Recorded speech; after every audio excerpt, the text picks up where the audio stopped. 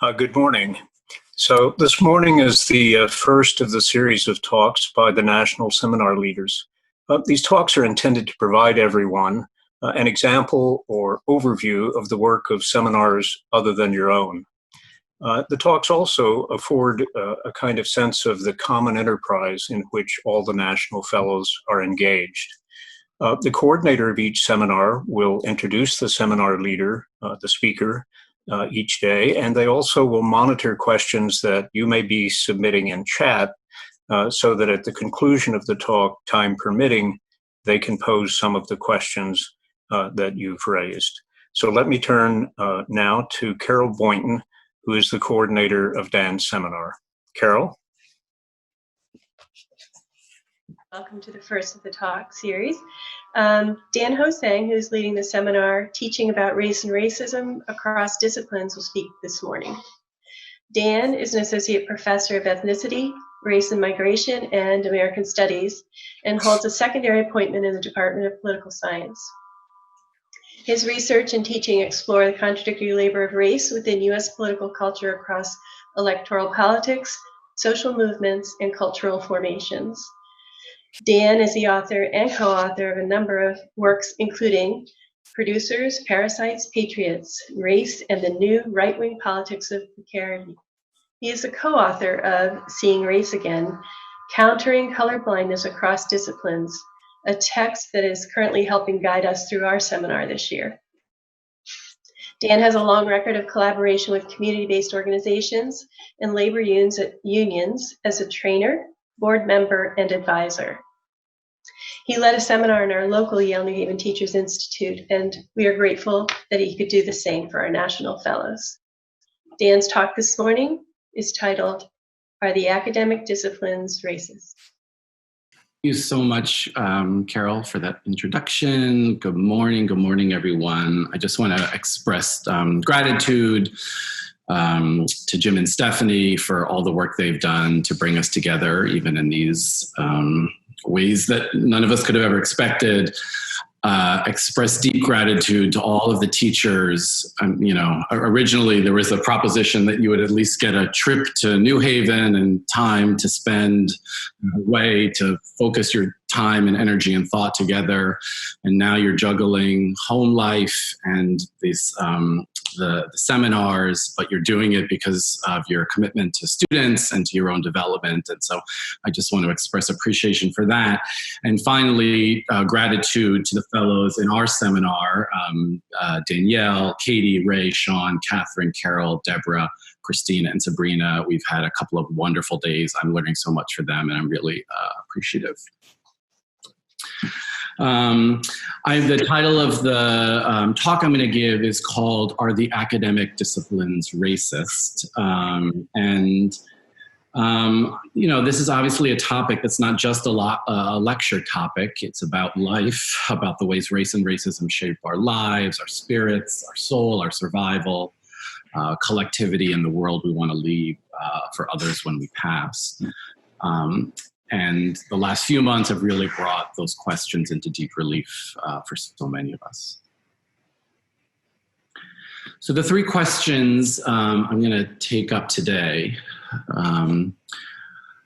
The broad question of whose life is to be protected and valued and whose life will be sacrificed. That's a question that societies across time and place contend with and answer in different ways. But in particular, what role have the academic disciplines played in answering this question, particularly in the United States and at the current moment? And finally, how can teaching lead us to different answers to this question? So I have a request to start. In the chat box, I would appreciate it and welcome and invite you to just put your first name and one academic discipline that you teach and identify with. So for those of us in higher education, our disciplines are often kind of hardwired into us. They are the name of the degree we get, the departments we're appointed in, the classes we teach, with some exceptions. In K through 12 teaching, there's differences. Some people identify closely with particular subject areas. Some are more generalist, but I gave examples from our seminar there. So Ray teaches journalism, Danielle art education, Sabrina literature, Christina Spanish language. Great, and I see some of them coming. American studies, math, biology, legal studies. Wonderful. ELA, civics, Spanish. Okay. So one of the things you can see is that even if it's not associated with our title, in the day-to-day work that teachers do, a lot of it is grounded in and associated with a particular bodies of knowledge that have particular histories, organizations, logics. They don't just fall from the heavens. They're expressions themselves of particular institutions, structures, and social relations. This is just one map of how one might conceptualize the various disciplines that we can find. It certainly corresponds to what you would find if you looked at the Yale catalog. And just the quick backdrop of this is that these disciplines are relatively modern conventions for organizing the production of knowledge, really since the mid to late 19th century, when higher education in particular moved away from its focus on religion and kind of divinity-based education, which was Yale's origins, into these more familiar contemporary formations, including professional formations. The point here is that they have histories, they're grounded in histories, and they're inseparable from all the other social relations we imagine. They're not just neutral or objective, and we'll explore and say more about that in a moment. Okay, so we're going to start this with 3 scenes. Scene 1 is going to be in New Haven in 1919. Scene 2 will move to Portland, Oregon in 1975. And scene 3 will return to New Haven in the present day in 2020.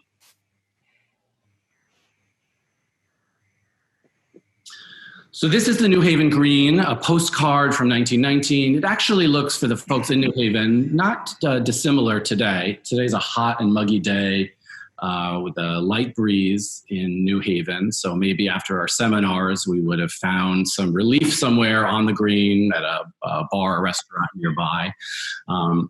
And what we're looking at over the green, you could be able to see the building is not in this image, but the offices of the Yale National Initiative, where Jim and Stephanie work out of and where we sometimes talk to you from.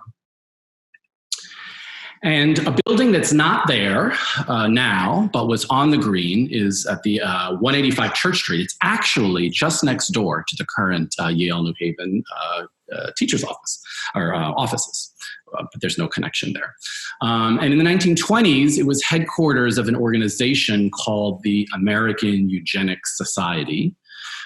It was brought there by a couple of people who were quite close to Yale, including an economics professor named Irving Fisher and an alumnus of Yale, maybe one of the most famous immigration restrictionists, certainly of the 20th century, someone instrumental in passing very exclusionary and white supremacist immigration restriction legislation in the 1920s, who graduated from Yale in 1887 and famously wrote this book, The Passing of the Great Race. Just say a quick word. Some of you may have encountered eugenics. This is a representation of the proponents of eugenics in the 1920s and what they imagined it to be, which is taking an active and intentional role in shaping human production and reproduction, allegedly in the interests of bettering human evolution. And maybe one analogy is, just as a farmer or someone in agriculture might mate to cattle or chickens to produce better offspring, healthier, more productive. Why would we not do the same thing when we know this is at a time the emerging role that genetics plays? And you can see in this representation on the roots are actually the names of those same emerging academic disciplines. And so eugenics proponents very much thought by regulating human production, limiting production for some and encouraging reproduction for others, you would be drawing on the best of these emerging academic disciplines. I just wanted to find a couple of others. These are images from the 1910s, 20s, and 30s, when eugenics really, really enters the public consciousness, and the notion that if we could lift up the kind of best embodiments of the human race, in this case, always not just white, but a certain imaginary of descendants of an Anglo-Saxon European tradition, they would be the key to the progress of the nation. This is, on the other hand, an image, and I want to just say these are very much drawing on early social science logics of population studies and analysis, genetics, that looked across generations, that if you started with, you see the top there, a so-called, and we'll put all of these in quotes, a sane father and an insane mother, the allegation that the progeny across many generations would result in this social catastrophe. So it's very, very also caught up in early notions of population genetics. These were the three early directors of the American Eugenics Society. They're distinguished professors at Yale, Irving Fisher, some of whose work on macroeconomic theory is still drawn upon, a geography professor named Ellsworth Huntington, the dean of the medical school, Milton Winternitz, who these are, and I just want to say, they're very, very prominent figures in their field. And Yale, in this sense, was no different than Harvard, Stanford, the University of Chicago, many, many other elite institutions, which understood eugenics to be at the very, very forefront of human knowledge production. The American Eugenics Society, that was based in New Haven, in particular, was associated with these early kind of public education projects, where they would go to places like county fairs to try to educate the public on hereditarian frameworks and logics, and how it was in people's collective social best interests to encourage people that supposedly bore or carried positive traits to reproduce, and to limit the capacity of people who had negative traits to reproduce.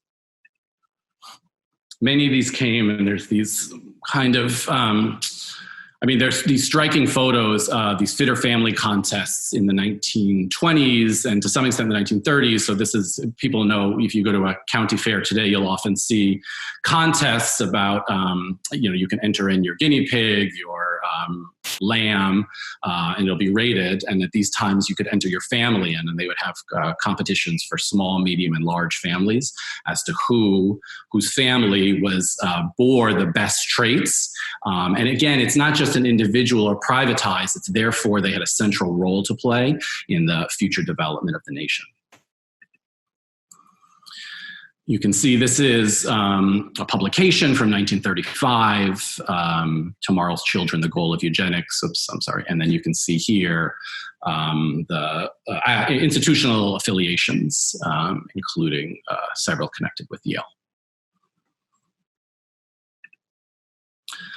This is Robert Yerkes, who's a very conducted a professor of psychology that Yale hired in 1924. He famously conducted many of the first, what we now call intelligence tests, during World War I, where something like 1 million people were tested for, what were alleged to be these neutral measures of their innate capacity and intelligence. And you'll see an excerpt here from one of his publications, The Contrasting Intellectual Status of the White versus the Negro constituents of the draft appear in Table 3. Few residents of the United States would appear to have anticipated so great a difference. The justify the soaring rank hierarchy inequality of human populations. And I just want to say, for context, we have to remember this is during the 1920s, a period of Harlem Renaissance, a period of flourishing Black social movements, Marcus Garvey, the image on the right there, a women's march against lynching, the period of Ida B. Wells, the period when indigenous nations and peoples are contesting their ongoing deterritorialization and extraction. So all of these social questions are in the air about these different roles. And I just want to say that on balance, the academy squarely devotes its capacities, its research interests towards the legitimation of hierarchy. This is Yale president, a psychology professor in the 20s and 30s in a publication called The Evolution of Intelligence, quote, if we compare the normal civilized man of any of the more advanced races with those savages lowest in the human scale, the former is distinctly superior in the power of sustained attention and thought, in the range of things which interest him, and in his powers of analysis, abstraction, and inference. So again, at a time of contesting Jim Crow, contesting nativist immigration laws, we can see the notion of the term of the savage, which is a really central idea in settler nation is brought to bear here, not in the shadowy corners of racist thought, but at the center of higher education and at the center of these disciplines. Eventually, much of this work turns into compulsory sterilization. The notion was, why would we leave it to people who are bearing these inferior qualities to make decisions about their own reproduction, which would hurt the rest of the nation? Indeed, the state should have the capacity to measure, assess who might be carrying these traits, and sterilize them against their will. The Supreme Court upholds this policy in a famous case in 1927, Buck v. Bell, Carrie Buck, a woman who's institutionalized in Virginia, and Oliver Wendell Holmes famously says, 3 generations, I think, is a term of imbeciles is enough, and the state has the right to sterilize her. Something like, and I'll just get back to this in a moment, 80,000 people in the US are sterilized involuntarily. This is different than if you decide you want to be sterilized because you don't want to have children. This is the state deciding to do it. And California actually is the largest site of this. So I just want to start this as for our first scene to just make this contention that disciplinary knowledge is rooted white supremacy. You cannot separate the histories of the disciplines from these histories of sorting, hierarchy, exclusion, violence, and domination. William Gardner, a very, very famous sociologist, also taught at Yale. His work is still important to read in many, many circles, and influential to the foundation of sociology, was very, very much about thinking about hierarchical relations between human populations. Anthropology, this is Johann Blumenbach, the Austrian anthropologist who gives us the very term Caucasian from his studies of skulls in the late 18th century. Anthropology as a discipline can't be removed from that, from the colonial ranking of peoples.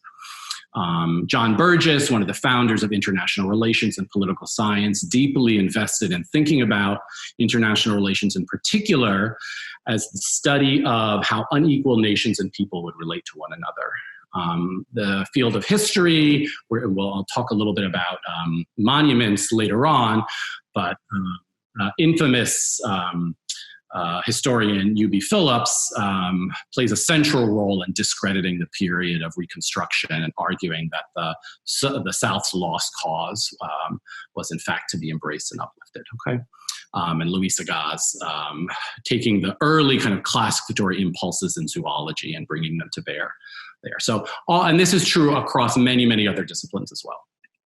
All right, this is, I'll just say quickly, the field, since so much about questions about policing and criminology. These are early images from Alphonse Bertillon's charts of, quote, criminal ears and faces. And the notion that once you found people who had offended, if you studied and scrutinized and used the tools of modern science to measure their noses, their ears, in precise ways, you could figure out the outward expressions of inner criminality. And this is very much where we get things like fingerprints, mugshots, and other classificatory impulses today.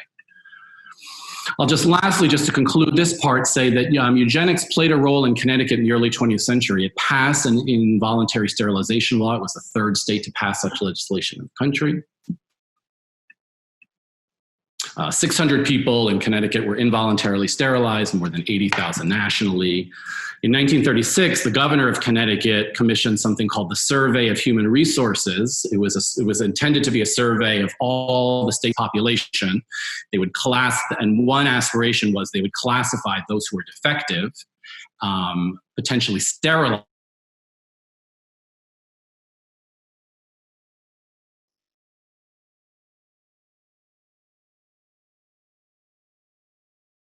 right from Eastern and Southern Europe who were very much the targets of this, and the notion that they were biologically polluting the kind of what had been a robust wasp stock. It's important to remember that a lot of organizing social movements, this is in many ways the contemporary disability rights. Some of it comes from women of color organizing, indigenous organizing against forced sterilizations that target Native women, Puerto Rican women, Black women. Now, and certainly after World War II, eugenics is considered compulsory sterilization a crime against humanity, even as it continues in some forms in places like prisons. But the ideas of human hierarchy and that you could take academic knowledge and bring it to bear to sort, legitimate, and justify differences, I want to argue has continued on. There's a kind of dominant mythology that after, in most academic disciplines, people will acknowledge these histories.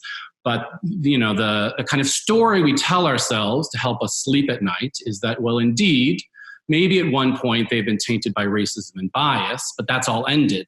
Today they are objective, neutral, and colorblind and bear no signs of this past. Now we can trace out this influence in some very, very clear ways. So this was something called the Journal of Race Development. It came out of, it's again, interdisciplinary, many academics contributing to it in the teens and 20s. Subsequently its title was changed and editorial control was changed, but it's the same continuous journal that we today know as Foreign Affairs. Now, I'm not suggesting that the same content and analysis and frameworks and commitments we'd find in the Journal of Race Development are present, but the notion of trying to explain group-based inequality, whether through nations and militarism or biology, is traceable across these developments. Here, the American Eugenics Society, again discredited in the 40s and 50s, continues in, this is the Journal of Biodemography and Social Biology. So again, there's those traces, and I'll come back to those as well. Okay. So I want to just set the stage there to reiterate again, all of these are inseparable from this history, a history we're contending with now, the academic disciplines. And part of our project in our seminar is to try to trace out the ways that those influences continue. And to do this now, I wanted to start with scene 2, Portland, Oregon, 1975. This is a speech by the great Toni Morrison, titled A Humanist View. That she gave at the university's Black Studies Center. I'm going to play about 4 minutes because rather than me reading from the transcript, I think we need to hear her talk about it. And the talk is really about, this is the 1970s, the role of the academic disciplines in that moment. And remember, this is at the tail end of what we now call the civil rights movement and generation, as people are trying to figure out futures of racial justice. She's training her audience's attention on the academic disciplines. And so I'm going to cue this up and we're going to listen to this for about 4 minutes. I'm just going to listen. In spite of improved methods of collecting and storing data, and increased amounts of data available, with the exception of the deep probe of 3 or 4 historians, American scholarship has done virtually nothing to erase the ignorance that I have described. On the contrary, studies designed to confirm old prejudices and create new ones are really on the increase. Of the several areas of ignorance, those concerning Black people and their relationship to this country are still, at least to me, the most shocking. Some of the ignorance, of course, is willful. Some is simply the consequence of boredom that accompanies all mention of ethnic pride in anybody other than oneself. Most, however, is the fault of the disciplines that cannot or will not accommodate cultures outside the mainstream or examine interrelationships between coexistent cultures. If education is about anything other than being able to earn more money, that other thing is intelligent problem solving, and humans relating to each other in mutually constructive ways. If it was homicidal in 1674 to limit the truth and to embalm the intellect in that way, it is certainly suicidal in 1975. History, the social sciences, and the humanities are the chief carriers of this malignancy. Any one of those studies, if it was honest, would acknowledge the fact that the major part of the history of this country is the history of the minorities and the black people in it, how they influenced those who were first and how they influenced each other. The economic history of this country is, among other things, the study of generations and generations of free labor used to make the country grow. The legal history of this country is very heavily weighted with the court, particularly the Supreme Court's relation to black people, and the legislation designed specifically, deliberately, to keep them oppressed. Anthropology is the study of the colored peoples of the world. They don't study anybody else. Social studies itself was founded and funded by the Mellons and the Carnegies and those people who were interested in the deviates who were not like them. It's got its first money from those people, and they never studied themselves. Urban studies is the study of black people. And the approach vigorously held to in these studies, blacks as wards of the state, never as its pioneers. It does take two to hold a chain, the chained and the chainer. And it takes two to make anthropology, the student and the studied. And although no group in the world has had more money spent on it to have its genetics examined, its fecundity stopped, its intelligence measured, cross-acculturation is consistently neglected. And I would like to know who are these people who know our sperm count, but they don't know our names. That being the case, it is time, way past time. And I hope, I'll put the link to it. We're in our seminar today engaging with this talk. She talks really about the role then of the arts and the artists in disrupting this long genealogy and site of subordination that happens through knowledge.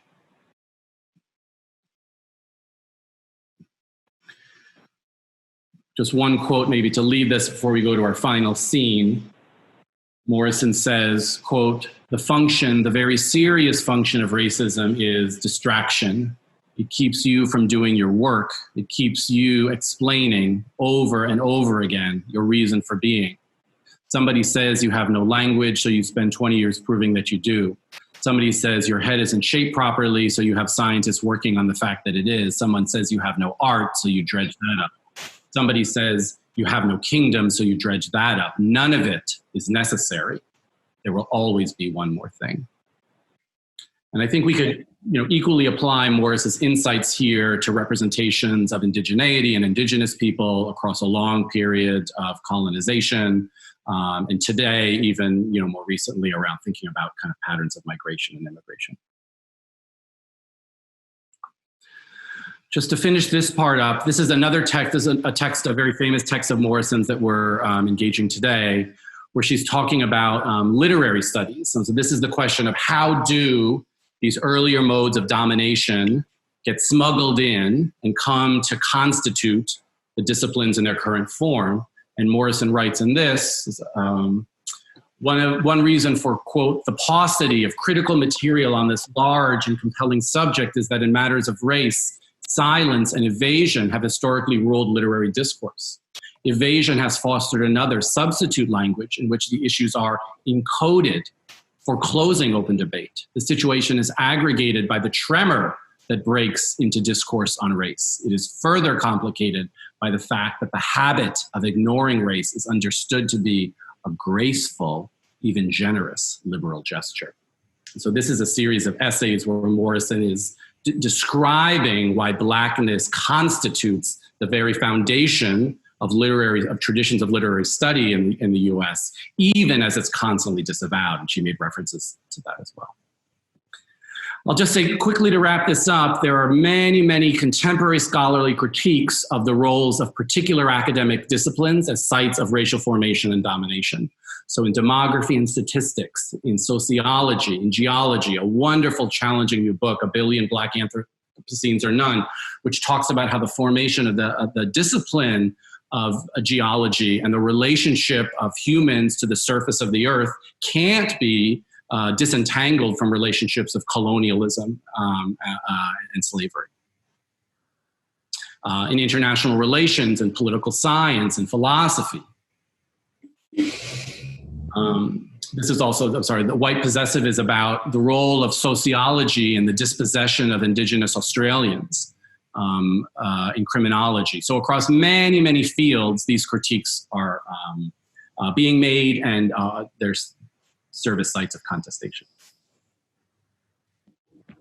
And finally, a field we're spending some time with this week called critical race theory. This is Kimberly Crenshaw, who co-edited the book that was mentioned earlier that I'll show in a second.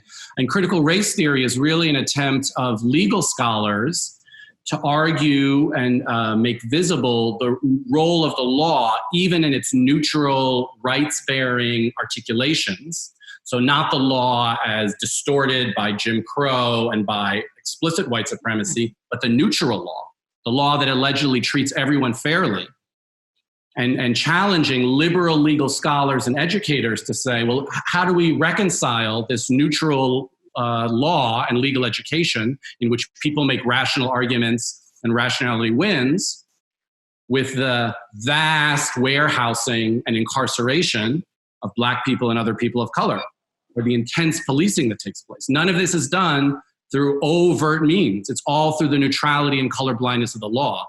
And we can then try to take tools here to offer what this body of knowledge called critical race theory that offers a much more nuanced account of how the law interacts with social power and history to produce these deeply unequal outcomes. So just to summarize these three sites before we return to New Haven. And this is the text that I co-edited with Professor Crenshaw, George Lipsitz, and Luke Harris called Seeing Race Again. It's different scholars within different disciplinary fields, the field of musicology and music studies, psychology, teacher education, history, comparative literature, talking about the ways their field, the moves it makes, the conventions it follows to do this. The main points here that the academic disciplines have played a fundamental role in naturalizing white supremacy and racial domination, that rather than engage these legacies, the disciplines have mostly used colorblindness to respond. And to invigorate the disciplines and save the university, we have to draw from race-conscious traditions of scholarship. Okay, Scene 3, New Haven. When I gave a version of this talk earlier, and I spoke about this maybe as I first began working with the Yale New Haven Teachers Initiative, I ended it here. And it was kind of a challenging in that it didn't seem to suggest that there was new possibilities beyond the scholarship. And it's really through working with teachers introduced to me by my local seminar last year that I've come to understand from them how teaching is such a fundamental site of contesting this history, and that it's happening all the time. These logics of sorting, hierarchy, neutrality, are everywhere around us in education studies programs, from standardized testing to allegedly neutral school attendance zones, to allegedly neutral financing systems, to neutral efforts to undermine teachers' unions in the interests of budget stability. All of these shape the world that teachers live in. And working with a group of New Haven teachers, teacher educators, students, we formed something called the Anti-Racist Teaching and Learning Collective, based on the premise that teachers, in fact, are deeply aware of these dynamics and have an interest in learning how to contest, reconstruct, reimagine them in their classrooms and everyday lives.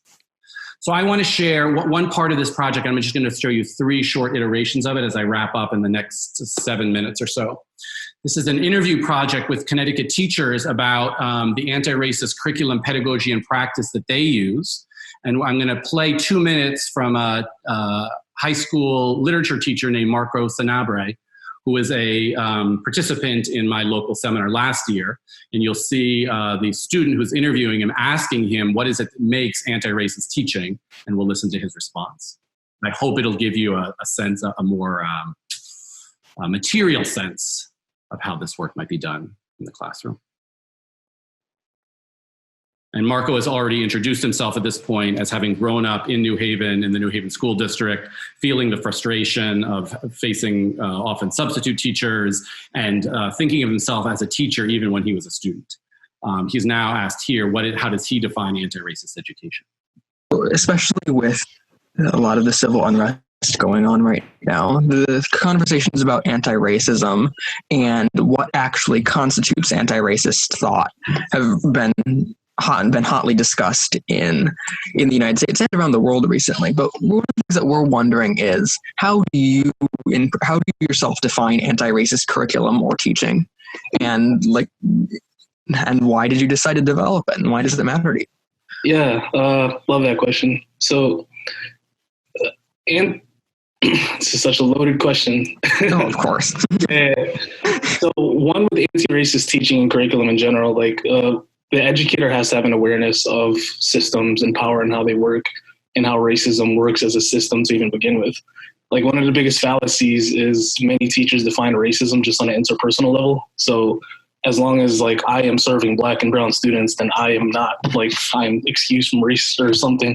And it comes up in even a lot of I just attended a conversation on race and racism with NHPS teachers, about 70, and the question was really similar to yours in regards to current anti-racist things that are happening, and it ranged from silence to talking about stories about teachers teaching the book, the Getting Away with Murder with Emmett Till, but somehow teaching about Emmett Till leaned into anti-racist teaching. So So going back to the point, first is having a knowledge and understanding that racism is an act of on a structural level. There's behaviors, there's practices, and then there's everything else that contribute to a bigger system. So that's the first step of anti-racist teaching. But then comes within the pedagogy, and this is where it gets a little complicated. How does one engage in anti-racist teaching, but if they teach within a racist structure of a school? And the most tangible example of this is if someone in a high school classroom teaches the ideal anti-racist pedagogy of this unknown chapter in history that was in mainstream books, and then pairs it with stuff, but all of a sudden you're teaching within a structure that is based on reading scores, or that's based on honors classes and everything else. So then in general, you can be an anti-racist teacher, but still be teaching within a bigger structural system. So I'm defining anti-racist teaching as having a knowledge of what racism is on all levels, and making conscious acts against racism, having this knowledge. But first establishing that you do have this knowledge, and then it's complicated. And that's, I guess that's part of the experience as being an educator. There's more to it than just putting this anti-racist text in front of kids and calling it a day. We're conducting these interviews with about 40 teachers who self-identify across many areas, and they're speaking in these really interesting and very specific ways about how they bring this into the classroom. The second short example I'm going to play show you next is from Natalia Brzezinski, a social studies teacher at Metro Academy High School in New Haven, also a participant in the seminar. Her curriculum unit in the seminar was about teaching African American and Latinx history as a new course together in ways that upend, contest, and reimagine the dominant notion of history as something we just read about, that professionals themselves only do, and that's only populated and animated by the kind of great men theory of history. One of their midterm project for this was to produce what they called a Black, Latinx, and Indigenous Guide to New Haven. And students there, and I'll just show this to you quickly. This is the map in which students researched different sites all over New Haven and wrote short pieces about them. Some are contemporary, some are historical. They all, though, she's very explicit with them about students trying to contest dominant narratives. What's the dominant way we're taught to think about history? Who creates history? Who inhabits? Who wins and loses from it? So this was an amazing project, and then people came and visited, and people are building on it in other ways. I wanted to just show you this last part, which is that the second part of this was to do a walking tour of Dixwell Avenue, which is the historic kind of the heart of Black New Haven. And so this is a walking tour you can listen to. And I'm just going to play you maybe 30 seconds from a narrative of the students writing about an attempt to create a Black college in New Haven and what happened to it. And I'll just play that and then we'll wrap up. This is from the students. In 1831, Peter Williams, a Black minister of a New Haven church, and Simeon Jocelyn, a white abolitionist, came together. They had the idea of creating a Black college in New Haven, which they referred to at the time as a Negro college, which we would now call an HBCU. They announced the idea on September 7th, 1831, at the Center Church on the Green. When Mayor Kimberly heard about the idea, he called for a town meeting to oppose the college. The mayor formed a 13-member committee against the idea for a Black college. The committee of lawyers, Yale faculty, and members of the New Haven elite argued against the college. In their own words, they wrote, "The establishment of a college in the same place to educate the colored population is incompatible with the prosperity, if not the existence, of the present institutions of learning. It would be destructive to the best interest of the city." And different sites that they're taking up there. And I just one more that I won't play for you, but just to show you, 5 years ago, there was an incident at Yale in which a stained glass window, which depicted an enslaved person kneeling down before a master, was in one of the dining rooms. And Corey Manafi, a New Haven resident who worked at Yale, got tired of watching it and actually smashed the window. And this led to an effort to eventually rename the building, which at that point was named after the defender of slavery, John Calhoun. But here, the profile is not really about the incident, it's about Manafi, about his life, about his interests, what motivated him as well. So it's really asking students to still work with things like primary sources, thinking about authorial voice and point of view, but reimagining how history can be learned, studied. These last images from Danielle Howdeck in our seminar, who is a 5th grade elementary art teacher in Richmond, Virginia, which has been the site of lots of contestations over Confederate. There's this, was this grand site of monument of a boulevard of Confederate statues. And her unit is on teaching art through the placement, the contestation, the reimagination. And the images themselves are really, really moving. But part of what Danielle has taught us and asked us to think about here is the ways that they've become sites of community formation, reimagination, understanding the inheritance of history, contesting them, and thinking not about their inevitability, but what they distract us from imagining together. And so I just want to say here that this is not just some activity that's only resides or debate among, credentialed academics. You can see everyday people here with a deep awareness of the role that these inheritances and legacies have and the centrality of contesting them. And linking them to contemporary issues as well. So I want to thank Danielle for these. That's it for me. And I think we have some time for questions. And I'm not sure, Jim and Stephanie, how we want to do this.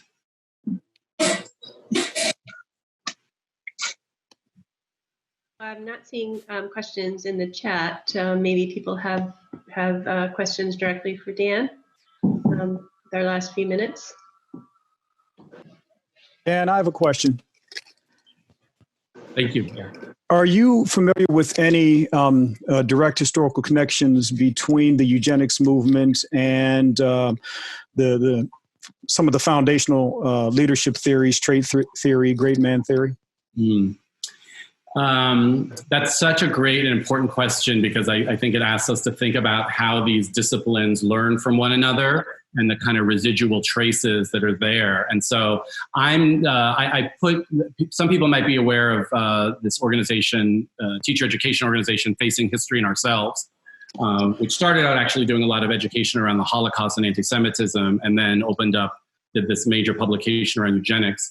But I think that's a site that I would go for. But I just want to absolutely endorse, I mean, even this sense of like that there's a small number of people who possess the capacities to lead in distinct ways, and what makes them leaders is how different they are from everyone else because of these. And whether we identify those capacities through a test or something else, it's a theory of human capacity and a theory of undifferentiated distribution, which is not to say that everyone shares the same capacities, but it's to say that that difference doesn't have to be imagined in hierarchical terms. And I have to, being at Yale or other kind of elite competitive institutions, we have to work on ourselves to say that we are inheriting, and we've been recruited into inheriting, a vision of society that is implicitly hierarchical. And that's true even for students of color, for first generation students, because they're often imagined by the university in that way.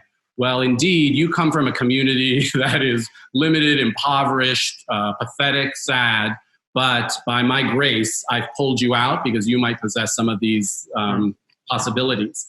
And so that to me is where the traces bear. And if we let that constrain our sense, I mean, I feel that deeply, Michael, also in this moment with so many crises, so much uncertainty about the future, the notion that a handful of people are going to be charged with dividing the solutions and the way forward, it's not just, inaccurate, but it's deeply destructive for all of us. And think of all of the wasted thinking and, possibility that plays out. So in part, projects like this, I hope, are ways for like all of us to imagine our obligations, but also our accountability that exists outside of institutions whose history can't be divorced from this kind of sorting. Thank you. Yeah, that's a great question. And there is one question in the chat. Are there examples of racism in more natural science fields? Yes, absolutely. And I guess part of the way to think about this is not just, there is like, for example, I've been really, really impressed in like medical schools and medical education and health education careers, the kind of collective mobilizations to challenge. And it's not, and for here, we have to get out of language of just diversity. It's not just about adding people in to incorporate them into the existing leadership body. It's actually rethinking the fundamental ways that health systems and healthcare and health delivery are organized. And medical schools, I think there was a white coat for Black Lives Matters that have been coming around, recognizing they're inheritors of this. So my colleague Paul Turner also suggested a really wonderful book, The Emperor's New Clothes by Joe Graves, which is about, in particular, anthropology's role in this. So it's all over. And there's also a field of how to think about anti-racist teaching in the high school biology class that not just contests at the obvious sites around when we're doing lessons around genetics and heritability, but also having deliberate discussions about the kind of mythology that arises around race, racial difference, and not accepting the notion that in a biology class, we're simply studying chromosome pairs, and we can imagine that, abstracted from the social relations that produce that. So I think there's lots of exciting work to be done, but part of it is it gets us away from the notion of like, well, 90% of this is free and neutral and good, but there was a couple of bad seeds there. Part of what you heard Marco talking about is the structure we inherit is inseparable from these logics. And so we're interrogating structures. It gets us away from a kind of moralistic way of thinking about race and racism, of the kind of good versus bad in that sense. Katie from our seminar asks, how can teachers start to change the curriculum to anti-racist within their classrooms? Thank you, Katie. That's a question Katie's been asking us to think about so far this week. And I'll just say, I mean, I think that's the work of our seminars, and that's the work teachers do. Part of what we want to do through this collective is, some people know there's tons of resources out there on how to teach, but they're not often oriented teacher to teacher. Sometimes, there's the lesson plan exchanges you can get. But what we're really trying to do is document effective curriculum, lesson plans, pedagogical strategies teachers are using across different grades and subject areas so that they can be expanded. One thing that we're really talking about in our class is the way we have to move away from the notion on certain diversity days or months or subjects, that's when this work happens. But in fact, part of what we learned from critical race theory and these others is we have to look at the everyday assumptions and foundations of how literature is taught, how art is taught, how music is taught. And that's in part how we begin that work of doing it. And just to reinforce, it's happening everywhere. So there's questions of representation are important, but they're not just, and they're absolutely important. They're necessary but not sufficient, because what we can get into then is that notion of let's just bring in a couple on the margins, which assumes that the main body is still okay. And I think part of what all these scholars are telling us is what anti-racist means is to rethink the main apparatus for everyone. Standardized testing fails many students of color. It's also a very diminished way of understanding human capacities for everyone. So we don't want to get into a situation where we're imagining better multicultural standardized tests that still think that you can measure human capacities along a single continuum. I have a question, and it kind of adds on to what you just said. How, as a teacher, do we find balance between preparing, specifically secondary teachers, preparing students to succeed on these very racist state exams and even perform competitively at these racist institutions that are kind of like the gatekeepers for upward mobility or, financial mobility for Black and brown students? How do we balance that, but at the same time have anti-racist pedagogy where we're not completely abandoning, the standardization of education, because at the same time, our kids need that to be successful too. I find myself competing between what I know I had to learn to become successful and what I know I benefited the most from learning as a Black woman. So how do you find the balance? Yeah, that is such an important question. And the answers I'll take are only from the teachers I've worked with, I think, which is if you look at that lesson that Natalia did, all of the standards and conventions that you would expect 11th grade history students and social studies students to meet, working with primary sources, identifying voices, critical writing skills, all of it, those are all in there. So at the end, she will not take a backseat to anyone or her class about their capacity to do that work.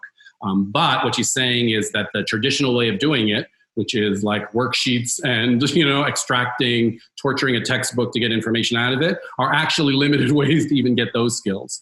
So I think, and that's exactly what Toni Morrison would say, to read literary texts critically for their racial themes is to have a much more complex sense of how literature works than just the traditional ways that we often do it. And the last thing, I had a teacher who taught AP US history in the seminar last year who recognized immediately that its treatment of indigeneity and colonialism was inadequate. But rather than just adding a week or two there, he really thought about how do we weave this into the broad curriculum so that when they take it, not only are they prepared for the test, they know how to reject the narrative of kind of settlerism. So I think that's how we do it, is saying we can exceed these standards through this approach. I have a question. I think as an elementary school teacher, my students are at that age where they are learning what subjects and what topics they are passionate about. So one of my biggest fears is that, similar to what you were just saying, is that if I stick to the curriculum, they may not have see themselves, and they may not have representation in that curriculum. For example, there's 3 scientists in 5th grade that all my students need to know, and all 3 of them are white males. So do you know of any resources or places that teachers can turn to in order to find more representation that we can insert into our curriculum to help our students discover new topics that they may not have known they were passionate about? Yeah. So I see there's some suggestions in the chat about that. I guess I want to just say one thing about that, which is, again, this way of like, not just thinking about it as expanding the canon, the pluralization of it, but otherwise leaving intact. When we bring in new bodies of knowledge, the idea is also that they give us new ways of thinking. So here's one way I want to say cite. In many indigenous spaces now, there's really interesting work happening that combines so-called Western science with very, very complex ways of relating to environment, ecology, land, etc. They're nuanced and important, and they serve as a counterpoint to the notion of a kind of like linear progression of science. So I want to say those are the possibilities as well, where we're not just looking to add people into the dominant form, but we're actually searching out those new sites. And I think they're around, but I think that's the work ahead of us, is finding teachers who are and lifting up the work they do to integrate them together. And I see there's more great resources in the chat box.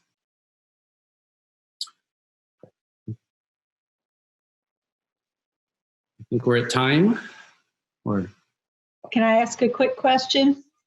Or, well, not that any of these are really quick questions, but again, at the elementary level, looking at, do we devote any time to showing these biases in our existing materials as they've been to date? Because even in the younger grades in elementary school, they still have these things that come across. And so do we explicitly teach the biases that are currently existing in the materials, as well as bring in the new materials? How young do we take it with showing, like, I know I was successfully able to really indicate and teach to my students the issues around Christopher Columbus, and how, and that is something that has taken off and been widely adopted, that we don't have focus on him anymore, and that we do talk about the problems surrounding him. And so I guess just trying to find the balance between showing what's been wrong with the thinking so far, but also showing the new things moving forward. I think, thank you. That's a great question. I'll just try to answer in 30 seconds, since I know we're over time. And just to point back again, I think, in our seminar, Danielle's work around looking, so those confederacies are very much a part of the narrative people receive, and giving students the capacity to unpack those, even in an art class, but then also reimagine other possibilities, seems to me precisely what she's doing. Carol is doing a wonderful, wonderful unit on, in a kindergarten class, on Faith Ringgold, the Black woman artist, whose work in part draws from Black women's quilting traditions, which are all about communal connectivity, knowledge, everyday sites of relationship making, which implicitly critique the notion that artistic creativity resides in a small set of geniuses. So I think in giving people other alternatives, it also gives them the language to see that what they're getting, it's not just that it's bias. Bias might get us to just go back, let's go back to neutral. It's parochial. It's childish to imagine that that's where it resides. And then finally, Catherine Lung, who's a high school, middle high school arts teacher in San Jose, is bringing together, having students look at modern artists like David Hockney, who are, elevated in the canon with farm worker movements in California and the kind of cultural and artistic productions that they do. So I think putting those in dialogue, the dominant and the subversive, all the time, is part of the gesture teachers go towards to do this effectively. Okay, thank you. Great. Thank you so much, Dan. This is going to be a conversation, I'm sure, for the next several weeks as we prepare our work. And Thank you, everyone. Thank you, Dan.